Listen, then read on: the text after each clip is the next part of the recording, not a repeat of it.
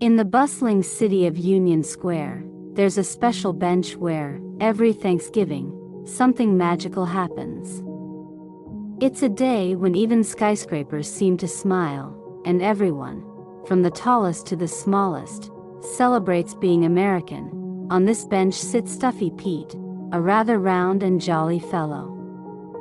Each year, for 9 whole years, Stuffy Pete plops down on this very bench at 1 o'clock sharp. And every time, like in a fairy tale, something wonderful occurs that makes his tummy very happy. But this Thanksgiving, Stuffy Pete isn't his usual peppy self. He's just had a gigantic feast, leaving him puffier than a stuffed teddy bear.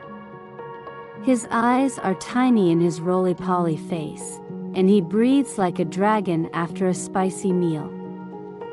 He's eaten so much, from oysters to plum pudding, that his buttons pop off like mischievous elves, playing hide and seek around the park.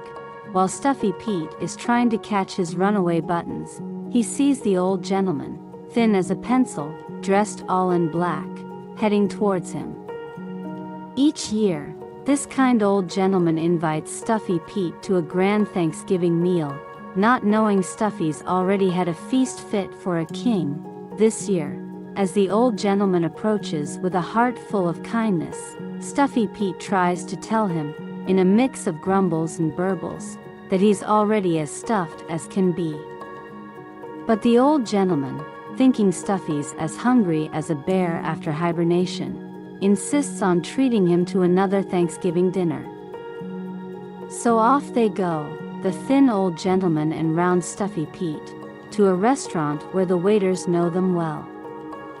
They think it's quite the Thanksgiving tradition, the old gentleman feeding Stuffy Pete every year.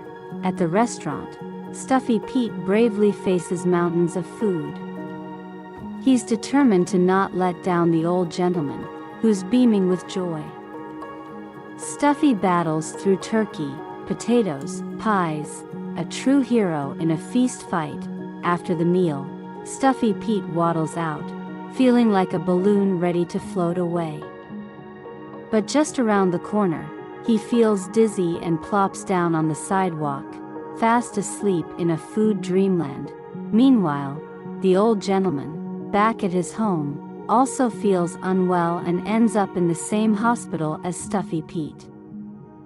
The doctors are puzzled by these two unusual Thanksgiving patients, one overfed and the other, they think, hasn't eaten in days.